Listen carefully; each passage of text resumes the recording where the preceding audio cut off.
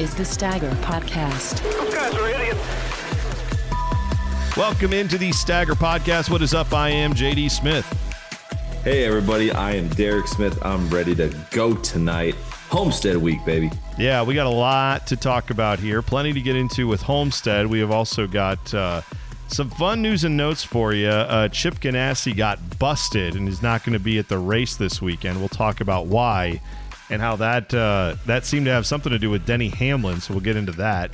IndyCar was back on the track at Barber Motorsports Park, so we will talk about how that test went and some guys who went off at that test. Also, the Bristol Dirt Race format has been announced, and we will discuss, I don't know, what may be an absolute shit show, or it may be one of the best things NASCAR's ever done. It may be both, but we will talk about that and some of the World of Outlaws stuff that's going to be happening around the NASCAR races. So all that and more coming up. And there's a 20th anniversary of something that we will talk about later on the show. I think it might be one of the most important races in NASCAR history, but we'll do all that on the show today. Hope you're ready for Homestead. This is going to be a fun weekend. I'm looking forward to seeing what the regular old package can do for these cars. You know what I mean? Yeah. I'm looking forward to, as well, as someone who's been patiently waiting the 2311 debut of what they can do on the road. Yeah. Not the road, but the actual oval courses that make up much of the schedule that are non-speedway. I am very, very excited for this weekend, but also too, just to get, I hate saying this, my daughter's middle name is Daytona, but I'm kind of happy to get out of Daytona. It's been, I feel like sure. I feel like we've been there, like at Stagger Podcast, as far as like focusing on it since like the end of January. It's now the end of February. Yeah. So I love Daytona. I'm all for speed weeks, but I'm ready to have the circus move on to the next track. There's nothing wrong with that. I'm with you. I am ready to see what, like, I want to find out who really has the speed built into their cars. You know what I mean? Like, talk about Michael McDowell in Front Row Racing. Like, starting sixth. I mean, we talked before the season. We said, could they be the third Ford team, right? And so far, that's not a totally inaccurate thing to point out, is they might be right now. So, but we're going to find out a lot more about them, aren't we? We're going to find out a lot more about some of these other cars. And on the flip side of that, guys like Matt DiBenedetto, who have not had a great start to their season. Guys like Tyler Reddick, who has not had a great start to his season. This is a track where those guys might be able to do something a little bit better, or if not this track, tracks like this one, even though there's really not any other track on the circuit like Homestead. But let's get into that. The 2021 Dixie Vodka 400, your starting grid for that. I'll give you just the top 10, I guess, and then maybe some notables. Denny Hamlin's rolling off 1, Joey Logano on the outside pole. Christopher Bell, your defending race winner there from the Daytona Road Course, he rolls off 3rd, which is very interesting. Kevin Harvick is 4th. Kurt Busch is 5th. Michael McDowell, 6th. Brad Keselowski, 7th. Ryan Preece, another car that's had a very interesting start to the season. He rolls off 8th. Truex is 9th. And Cole Custer gets a top 10 there. And a shout out to our guy, Brian Murphy, who we talked to earlier this week. He's the kind of the finish fab guy on the Cole Custer machine, along with Chase Briscoe. So wishing those guys nothing but the best this year for Stewart-Haas Racing. But if you missed that interview, go back and check it out. It was on Wednesday.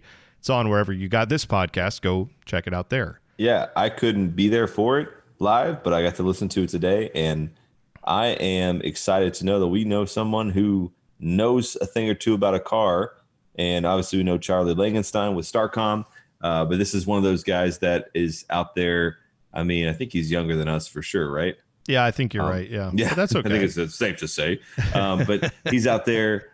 He's got an interesting story. I mean, he wasn't a NASCAR fan, became a NASCAR fan by going to Watkins Glen of all tracks. Yeah. So I definitely would give it a listen to it. But yeah, he's out there slinging that metal and fabricating and welding away on the 14 and the 41. What he kind of does is oversees everybody else who's hanging the bodies on these cars. So you know that little scanner they run these cars through? Guys like him are the ones trying to beat that scanner. So that's what I find very interesting. And we didn't get into a ton of that with him, but maybe in a future episode we will. So anyway, Hey, you Brian, how do you cheat?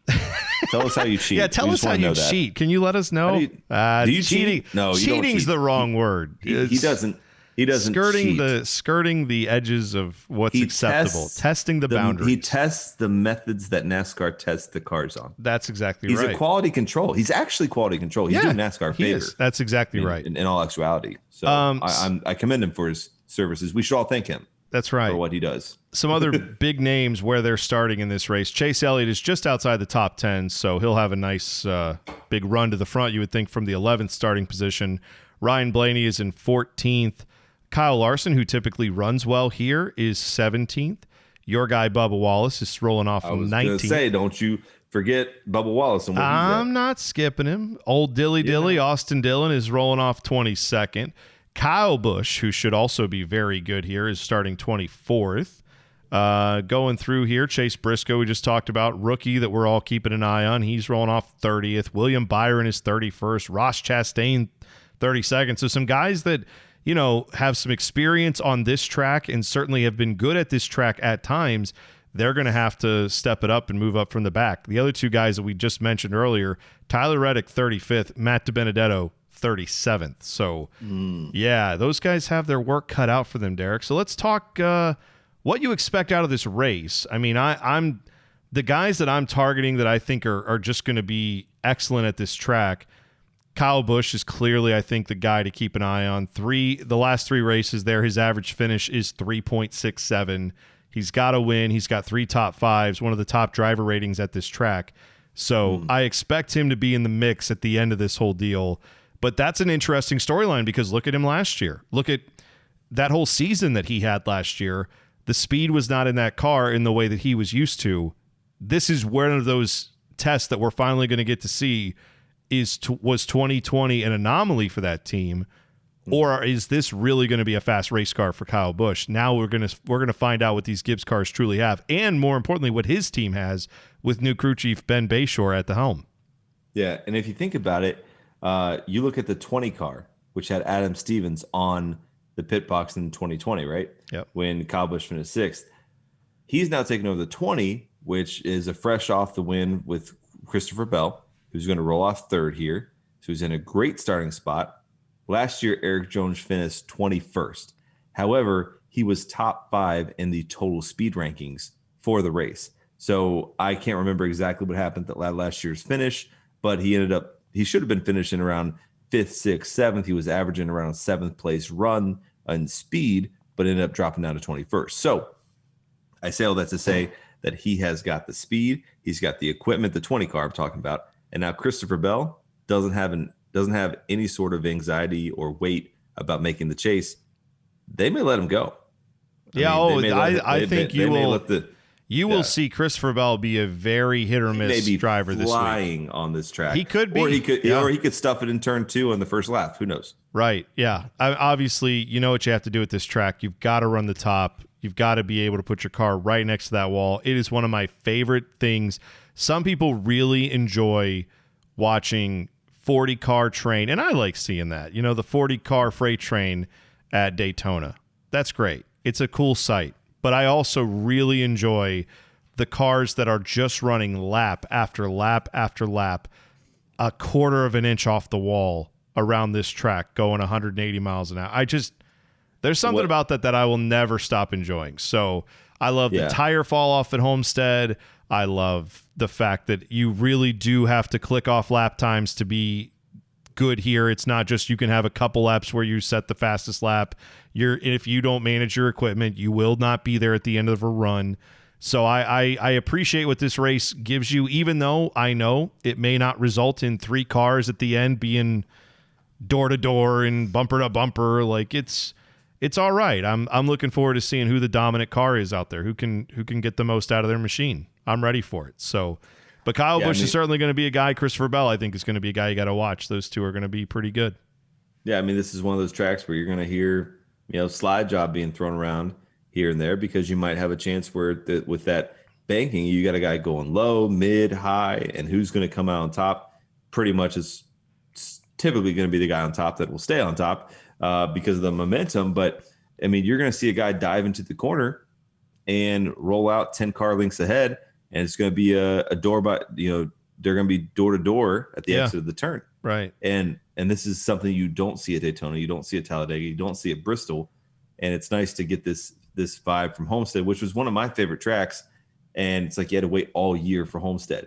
And then even then, the bad thing about the last decade or so is that there's kind of been like this deal with 4 cars there. Of course. Like it's really only down to 4 cars. So like, it doesn't really matter what the guy in 10th place is doing who came up from 30th. That's not really even a story. Yeah, I'm with you. Yeah. Now it's like guys have a chance to like, I don't know how to say this right, but yeah, I kind of feel like putting the race, the championship race, at a more track is probably a better move. Like, well, I think putting it at Phoenix has its beauty to it in its own way. Oh yeah, you've got the dog leg thing. You've got like you're right, but I agree with you that this type of track, it is really something about who can put their car in the best spot, and it's a real test of everything.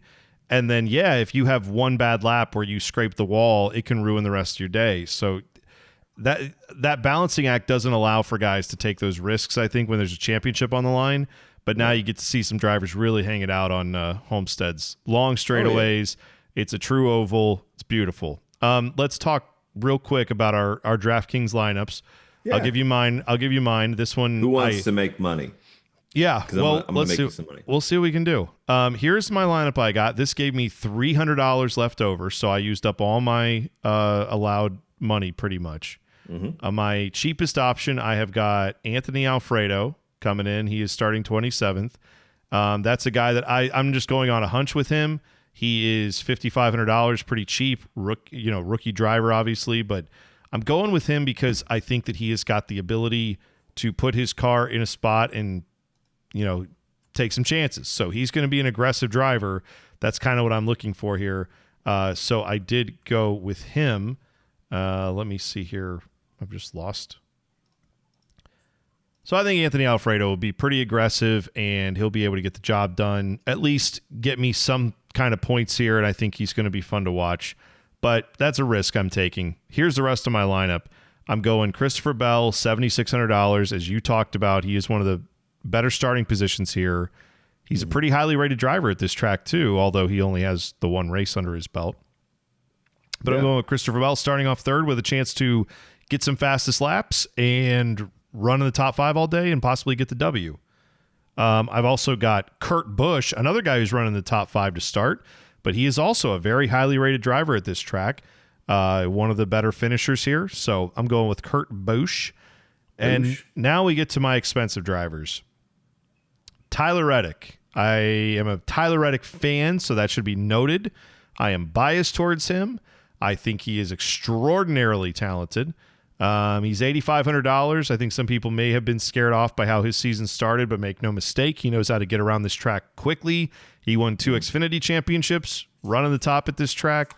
He was testing there earlier this year, and they showed how he was scraping the paint off the sides because he was right up against that wall. He is fun to watch at this track, but I'm going with Tyler Reddick. From the back, he should be clicking off tons and tons of passes that should get you lots of points. Another guy who's pretty expensive in this week, he is $9,600. He's sitting on the pole. It's Denny Hamlin. Denny Hamlin's the best driver at this track over the last few years. Got the win last year. Didn't get him when it was a playoff race. It's not a playoff race now. He'll be good. And then my last option on this one, it's Ryan Blaney, $10,400. I expect him rolling out 14th. He'll be, it's him or Chase Elliott. They're kind of similar in that way, similar price tag. I think both of them will be top 5. I think they will pass a decent number of cars. It's going to be about restarts and being able to get your car to do the right thing, pit strategy, all that stuff. But I think he'll be right there at the end. He'll be a top 5 car. Oh yeah, for sure. And that's a really good lineup, and I'm excited that you chose some of the same drivers that I've chosen. Okay. Well, who did you choose that was the same? So we'll get those guys out of the way. Well, exposed my filler there as I was looking up some interesting stats. But I knew you'd picked Denny Hamlin, which I did as well, at 9,600. But I'm going to work from my way at the very bottom. Okay. Can you believe that the very bottom of this, $7,000 coming in, is Bubba Wallace starting in the 19th spot? Can you believe that? That's your lowest price driver? That's my lowest price driver. Can you believe that he's priced at $7,000? It seems a bit high, honestly. When his crew chief is none other than Mike Wheeler. I don't know if you know this about Mike Wheeler, but Mike Wheeler was Denny Hamlin's crew chief from 2016 to 2018, and Matt DiBenedetto's last year as well. So in that role, Denny Hamlin qualified, and I know we're not doing qualifying, but qualified first twice in 2017 and 2018. Yeah. Finished top 10, I believe, in all 3 years. And all those ones. Then we know Denny Hamlin had a problem during the Homestead years when that was. So what you're saying is Mike Wheeler knows how to get one of these Toyota Camrys to be bad fast this track. Get some really bad fast. So you got him coming in from the 20th spot. Now, do I expect Bubba Wallace to go and win this thing? No. But you know what? You're not wrong. I looked at him getting a top 10. I definitely looked at Bubba and thought this is a risk. I thought about taking the risk. I ended up going a few other options just because there were a couple other drivers I wanted, and monetarily it didn't work out to have all the guys that I wanted. But Bubba was certainly one I looked at because I thought of the same thing. He's probably there's a chance he's undervalued this week. There's also a chance that he's going to struggle here at first, and it might take a few weeks to really get used to with this new car and this new system and everything that he's dealing with, and a lot more power. Absolutely. We'll find out. But yeah, I don't dislike the play. It's a risk, but I'm taking a risk with Anthony Alfredo. I mean, for crying out loud. Right. You'll have to do that at some point. He better be fast this weekend, right? Yeah, absolutely. Yeah. So that's my risk play, I guess you could say. My second risk play at $7,200 is Chase Briscoe. Now, I like Chase Briscoe a lot. I'm with you on that. He knows how to get around these tracks. He's obviously excellent at Darlington, which is not the same, but it's similar, right? It's tire wear track. You got to run up against the wall. You got to be living on the edge. That's not a bad call at all. Right. And the number 14 car that Clint Boyer drew. Oh, it was fast here. Finished 11th last year and was top 10 in speed charts most of the day. It's been fast the last 3 years, actually. Yeah. It's a good call there. Yep. With him starting 30th, man, you're going to get points if he can if he can stay out of trouble, you're getting points that day. Yeah. As I work my way up to the $7,700 category, I'm taking old Austin Dillon. Hey, Austin Dillon finished 7th here last year. Tyler Reddick play, right? Those cars have speed in them at this type of track. They have speed at this track, yeah. And he's rolling off at 22nd. So that's one of those drivers where, I'm looking at speed charts and I'm seeing him going from 22nd to 7th. You'll take it. I like that. You'll take that a lot. Yeah, absolutely. Yeah. And if I roll up the speed chart even further, that's where the rest of my picks are going. Eric Almirola finished 5th. He was another good call. He cracked the top towards the last 3 sections of the race. Sorry, the last 2 sections of the race, I should say. Lap 133 to 199, he was 4th fastest on average. And lap 199 to 267, he was 7th fastest. Yeah. So that tells me that he's going to be there at the end and is going to be able to basically able to hold on for a possible top 5, top 15, or top 10 finish. He's rolling off 16th, so he's at 7,900 points. And I'll speed this up for the rest. Denny Hamlin rolling off at the first position, like you talked about. Same reasons why I chose him. He's going to be a beast here, and he might be able to go flag to flag, depending on if he can get that jump out and if pit stops work out. No telling, the sky's the limit for Denny Hamlin to get his first win of the season. Mm-hmm. Last but not least, I'm taking a heavy hitter. Rolling off 14th at $10,400 is none other than Ryan Blaney. Yep. Finished third here last year. Yeah. But he was top 3 in speed all day. Yeah. All day last I definitely think you could make the argument that any of the Penske cars are a good play here because they've got tons of power. They're going to have no problem. They'll be in the top 5. I'd like as far as speed. I think one of those 3 cars will definitely be a top 5 speed car all day. So it's just picking which one you think that is. And Blaney, I think, arguably is that guy.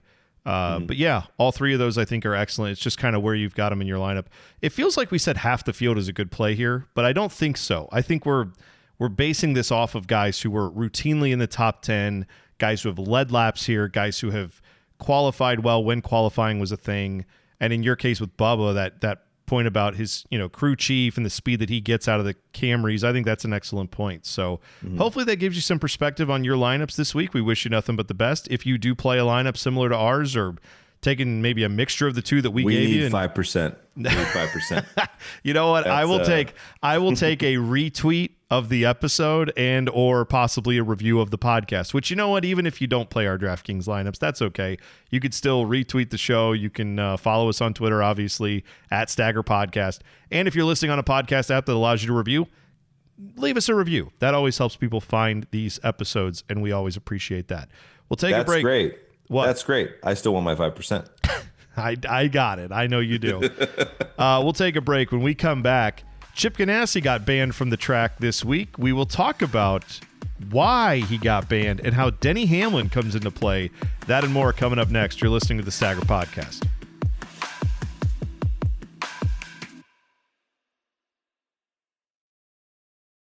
Welcome back to the Stagger Podcast. You know, I was remiss earlier in the episode. We were talking about Tyler Reddick and how fast we think he's going to be this weekend. I didn't mention this, but he's running the Cheddar's sponsorship. Have you ever eaten at the Cheddar's restaurants there, Derek? Have you ever been there? Have I eaten at the Cheddar's? They know me by my first name when I walk in. They don't. They don't, because I went to Winston-Salem and had it on my way to go to Bowman Gray. So the answer is just yes. You don't have to say yes. like, have I had it? Well, I mean, One you don't time. understand though. I mean, I think I ordered like 2 of everything on the menu.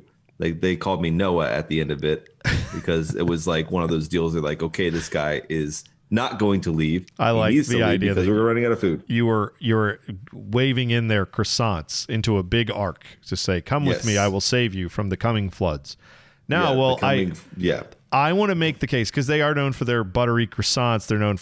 They're a good restaurant. If you've never been there, it's like Americana style food. You can get like, fried catfish there, but you can also get like a steak or burgers or chicken tenders or whatever. It's just good food.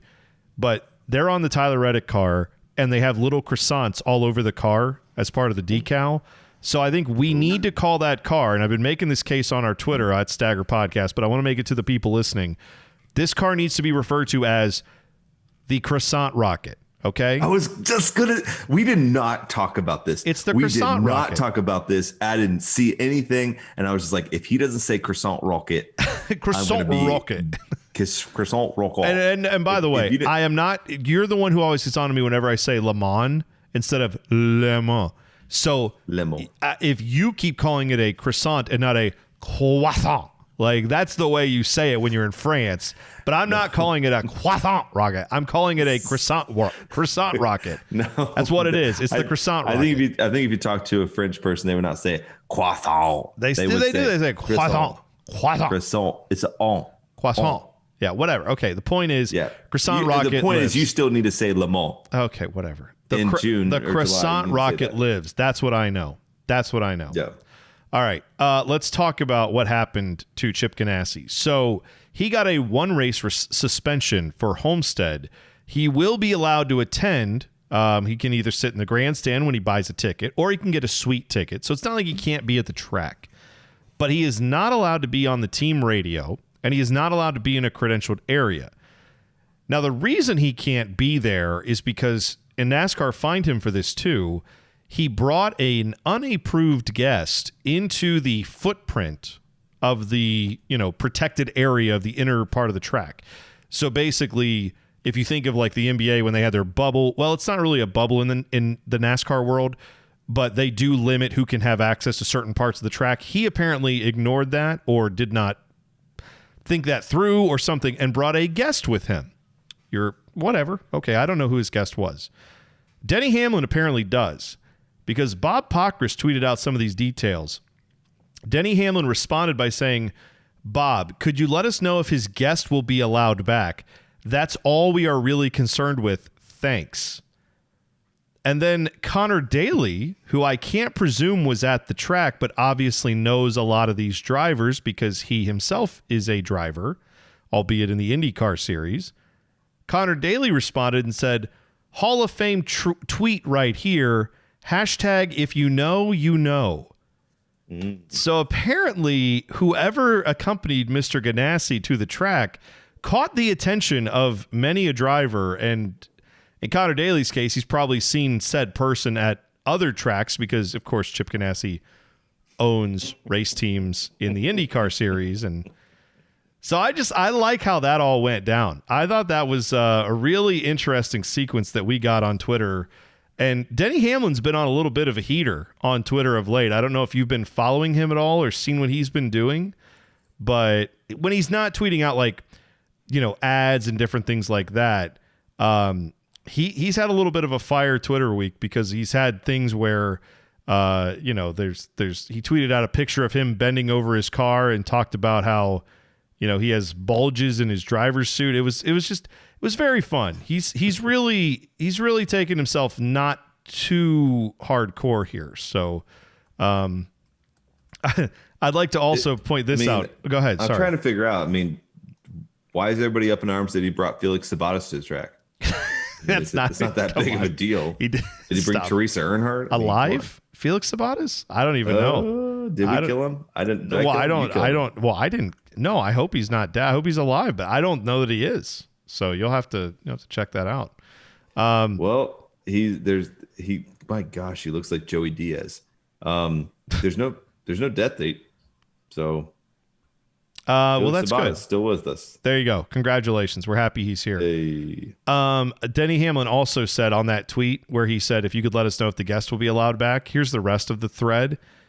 Denny Hamlin, because apparently Chip Ganassi liked the tweet, or someone from Ganassi liked it, because then Denny Hamlin said, Mr. Ganassi, sir, if you are reading this, assuming you are because you liked my previous tweet, you are a legend, sir. Just want you to know that. Have a great weekend. Now, Jordan Fish is the mother of Denny Hamlin's children and was his longtime girlfriend. They are not married. I don't know if they are still together because some people have speculated maybe they are not together anymore because sometimes there have been pictures that seem to indicate different places, different houses. Jordan Fish tweeted at Denny Hamlin after he sent these tweets to Chip Ganassi about how hot his accompaniment was to the track. Jordan Fish said, Mr. Hamlin, sir, if you're reading this, assuming you are because you are still tweeting, you've reached your limit for the day. Go to bed as our girls have school in the morning. Okay, thanks, bye. So I don't really know how to read any of this, but this is maybe Denny Hamlin's fantastic. Got one of them hey, I built you a mansion, let me have my fun. I don't know. Maybe he's got an open relationship. But can I tell you the worst thing about all this? Because then I just scrolled. I didn't even do this when I was initially looking at it. I just scrolled through the rest of these replies, and the rest of these replies, Denny Hamlin is making jokes about how hot this person was that accompanied Chip Ganassi. Everybody else on this thread is like, well, they should allow the team owner to be at the track. What is NASCAR? They're not the FBI. They can't confiscate. And everyone's just like losing their minds over the fact that billionaire Chip Ganassi or multi-millionaire Chip Ganassi, whatever he is, isn't going to be able to be on the pit box. He's going to have to sit in a suite to watch his team go around and come on. Why are we getting outraged over this stuff? I love NASCAR as much as anyone. Why are people not just looking at the fact that Denny Hamlin is talking about that Chip Ganassi brought a hot person with him, and that should be the focus of this, not everybody getting mad about stuff. Okay, this is where Chip Ganassi can go from, all right, Chip Ganassi, to legend Chip Ganassi. If he does not come in a Jeff Gordon Rainbow Warrior cutoff with some jorts, bringing his girl in a tube top, and go to the suite and flared out redneck suite. Yeah, no, buy a ticket and sit right at the flag stand. Yeah, sit right at the start finish line. You're right. I agree. If he doesn't already get body waxing, he should probably have a wax of a 3 in the back of his chest or the back hair to let it because if he showed up as a fan. A true you're saying with a fanny pack and yes, absolutely. Pack. I've got one if you need to borrow it. Yeah, if he just comes out and is typical NASCAR fan, like we all know he is deep down inside, I think this is an opportunity for him to become a legend in the sport. And it's crazy, more of a legend in the sport than well, he didn't even have to wear anybody else's stuff. I mean, dude, just go get out some retro Chip Ganassi stuff. Yeah, man. Go back even a little further because, like you said, now that we know that Felix Sabates is alive, go raid his closet. He's probably got some stuff. That was you could still wear the Sterling Marlin stuff, right? Wouldn't that? Yeah, is that part of that? Right? Yeah, go get some Coors in the DC Solar Silver Bullet Coors Light stuff. Yeah, never mind. Nah, don't do DC Solar. That didn't work out so well. Bell South? Can't you do Bell South? right? The 42? Yes. Yeah, of course. There we go. Those are great. Even those some are great Juan Pablo looks. Montoya. Those are great. Get some of those stuff. Great fits, as the kids I think say. that would work out. And I mean, you might even get Target back. Chip, well, you need to do this. Yeah, actually, yeah. Put all the old sponsors who said no more. We don't want to be a part of your organization. I don't know if that'll work, but either way. Coming to the Ross Chastain, the 42 Bell South is driving around. They actually don't have a company anymore, but they decided to give the rights back to their car. Yeah, I guess that does happen when they're not. It would around. make the Darlington throwback. I know that. That's true. All right, let's talk some IndyCar here because Romain Grosjean got out on the track at Barber Motorsports Park in preparation for the NTT IndyCar Series. They will, of course, start April 18th, so still a few months away at the same 17-turn, 2.38-mile natural road course. So he was talking about this. If you missed this, he got out there, set some pretty quick lap times, and then unfortunately went off the track and spun out in turn one, got stuck. So they had to pull him out. But he had, everyone says, a really good effort the first time out. He spoke about how the mechanical grip of the car was really good. He can understand why you get such good racing. He said the car is very different than driving an F1 car, but he likes it and he's enjoying himself. So I don't know. Count me in on the number 51 car from Dale Coyne Racing with Rick Ware Racing. I'm excited for them. I mean, everybody's talking a lot about Jimmy Johnson in the series, and that's huge.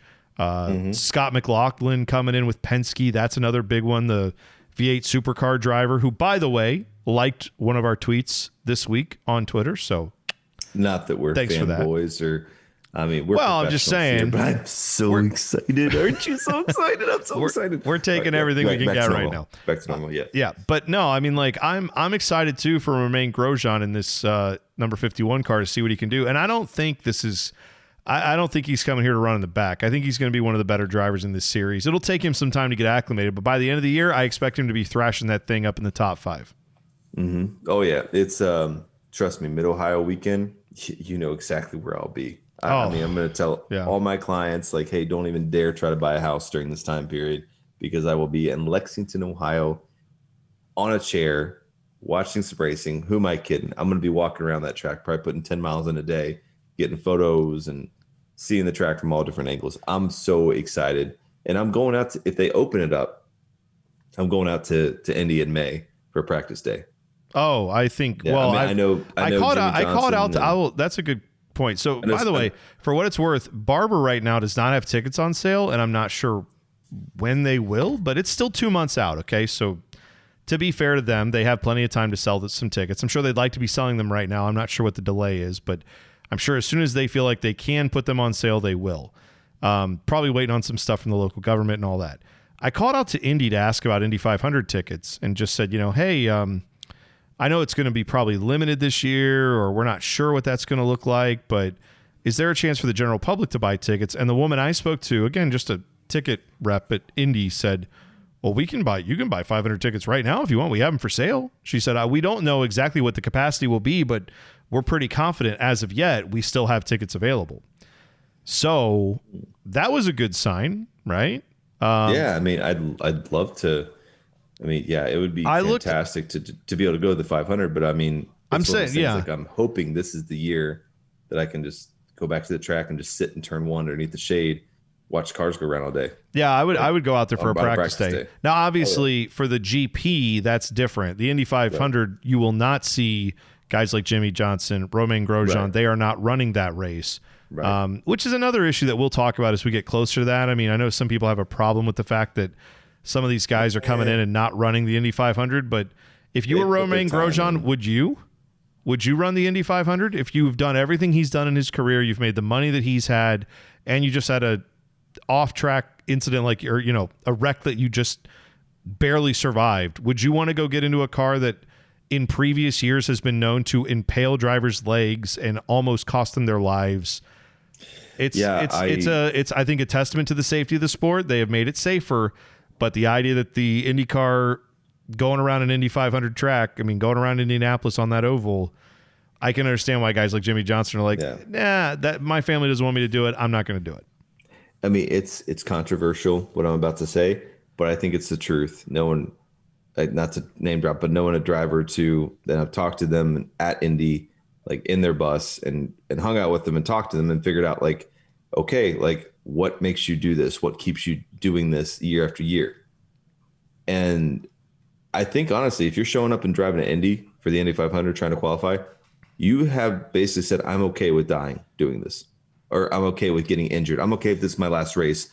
You know, not You're doing what you love, that whole thing. Doing what you love. And it's the same thing. We talk to sprint car drivers. If you take the wheel away from them, they're not happy. Yeah, they're not happy at all because they'd rather be driving more than anything else. It's what gives them life. I mean, heck, you even talk to semi-truck drivers. If you take them off the road, they're not the same person. They don't feel the same way. It's so weird. So like some people have connection to driving, whether that's whatever, driving, racing, whatever. Yeah, I would assume it's very different driving an Indy car than a semi truck. Sure. Yeah. Well, I mean, have you driven through Interstate 70 in downtown Columbus at rush hour? Right. Yeah. Sure. But you know what? I tell you this much though. I think that I mean it's the truth. It's not being morbid or it's not being facetious. I think IndyCar drivers understand the risks they're taking fully. They know what those risks are taking, and they're saying it's worth it for the chance to have immortality. It's worth it to win an Indy. It's worth it to do what I've always wanted to do, which is be the first one across the yard of bricks at the 500 on the last lap. And I think it may not be a healthy thing if we're trying to be just like step aside and look at a 30,000 foot view of it. It may not be healthy at all. Yeah, but it's how it is. It's how it is. So, but that's where I think you can't fault a driver like Jimmy Johnson, or I mean, heck, there's other drivers that have been road course specialists that sit that one out for years. And there's going to be plenty of J.R. Hildebrands, plenty of Pippa Manns, plenty of badass racers who are like, this is what I live for. I live to make the 500. Yeah, that's why when they make it, there's this sense of relief that comes over them, not anxiety. It's relief. I've made the 500. I have a chance to win it. I have a chance to do well. Well, and while certainly violent crashes can happen in the 500 as well, and we've known that and seen that, those qualifying laps have to be some of the most harrowing things you're ever going to do that any human ever does. I mean, I would equate it to, climbing Everest, you know what I mean? Where it's just, you're out there and you know that car is on the ragged edge and it is going as fast as that car can ever go. And you are tasked with making it go just fast enough that it doesn't lose the grip, doesn't lose the aero, and you put it in the 500. And then as soon as you do that, they scale the car down so you can actually run at 500 because there's no way you can run it at that speed at 500 miles. Now you're still going to run it 228, but you're not running at 234 or whatever. They actually put downforce in the car instead of taking it to a negative stance. Yes, like they give it downforce. Yeah, so upside down. Yeah, when the wing's like it's not even flat; it's negative. Yeah, it's ridiculous. It is. It is what they do. Yeah. Let's switch gears and move on from Indy and the IndyCar Series, which obviously we're very excited about the start of that. Let's talk a little bit more about the dirt race that's going to happen at Bristol. The dirt race with the NASCAR Cup Series is Sunday, March 28th. It was announced that they are actually going to have heat races to qualify the field for that race alone. Obviously, dirt racing a little bit different. We've seen this with the truck series. They do the heat races like you would see at any normal Saturday night special at your local track. The difference here is going to be they're going to have the practice day for all the dirt stuff Friday, March 26th. Saturday, March 27th, they're going to have the truck race at 8 o'clock. 8 to 10:30 p.m. is what that's scheduled for. Okay. But before that, they will have truck heats at 4 o'clock. And then I think around 6 o'clock, they're going to have the Cup Series heats. So they are going to qualify with heat racing on Saturday night at Bristol. So if you have a ticket to the truck race on Saturday, you actually will get to see truck heats qualifying, Cup heat qualifying, and then the actual truck race.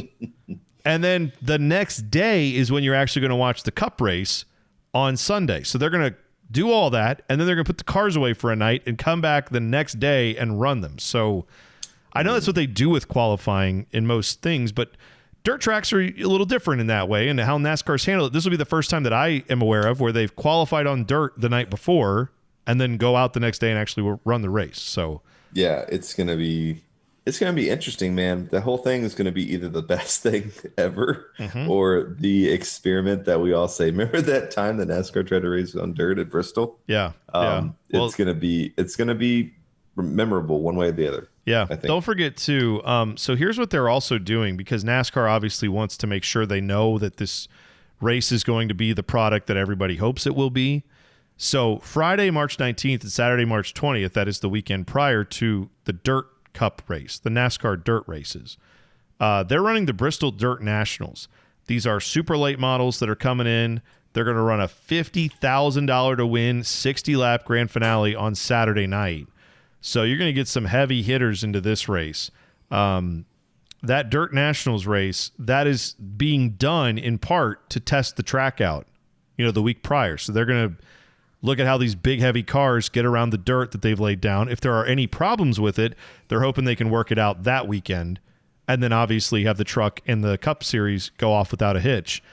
One thing I do think will be very interesting is, you're going to be running these cars out there in trucks on Saturday afternoon, and then you're going to have to run them in the evening. And the truck race in the evening is going to be a lot different than what the track conditions would be, you think, in the daytime when the sun's up, if the sun's up. So, yeah, my big question will be, and I'm sure that they have already taken this into account because I'm quite sure it's already had a lot of this, but how much does that track hold moisture when it rains, all those type of things that you see regular dirt tracks deal with? What will that be like at Bristol? So hopefully we don't have the rain. Hopefully it can hold off, but yeah, they're not going to be any Air Titans out there driving that thing off if it rains. Having the Air Titans would be kind of fun. have a mud race. Only if you let Juan Pablo Montoya out there too. Let's make it a whole thing. But fans, we don't have the race on today. It's been canceled, but stick around for our Air Titan mud race. That's right. Air Titan mud racing right here. Can't wait. Let me bring this up to you real quick on the World of Outlaws stuff, because the World of Outlaws will be doing both the dirt late models. That'll be Thursday, April 8th. Through Saturday, April 10th. They will have their own Bristol Bash. And then the World of Outlaws sprint cars will be there April 22nd through the 24th. So a month after the dirt race with the Cup Series, there's still going to be dirt on Bristol, and they're still going to be, so they're going to have multiple giant events for dirt track racing, which I think is really cool because you're going to see a lot of very cool cars. But for those World of Outlaws events, the late model and those sprint cars, they are invite only. I know some people were pretty mad about that in the dirt world, that if you're just like a local team, you're a local group that wants to run this, you're not able to get out and do that because you need to get an invite from the World of Outlaws. But what do you think of that? Do you think that's a good move by them? I almost think it's a necessary move, and here's why. Because especially with the sprint cars, you're looking at the wicked fast speeds they're going to have. I think the fastest mile, I know the fastest mile turn at Bristol was in a sprint car when they had the dirt race. Fastest lap, it's half mile. Lap, yeah. Fastest lap, yeah. That's how they got the world's fastest half mile. Yeah, that's how they got that delineation. But I think, we all love sprint car racing because you can get the Goliaths versus the Davids. But the problem is you don't want the Davids to ruin the show for years to come.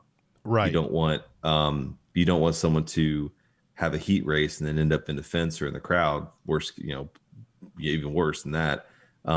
You want to make sure this race goes off. Not to say that the top drivers at the Outlaws couldn't do that, but you want to invite the best 20 or 30 drivers in the nation and see who can really win this thing.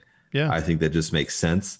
Who knows, maybe in a couple of years, once they understand how these cars, they're going to need to, I hate to say it, they're going to need to have a big wreck to figure out how these cars handle in that situation.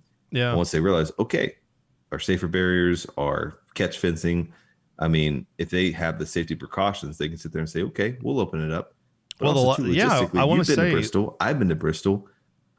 There's not much room at Bristol. Maybe they don't want 150 cars out there. Well, there's no, that's the other thing too, is if you have 150 cars show up for this deal, trying to get them all in and out of the track is going to be a nightmare. We talked about the Chili Bowl nightmare of having that go till midnight, 1 a.m. Yeah, I understand having 7.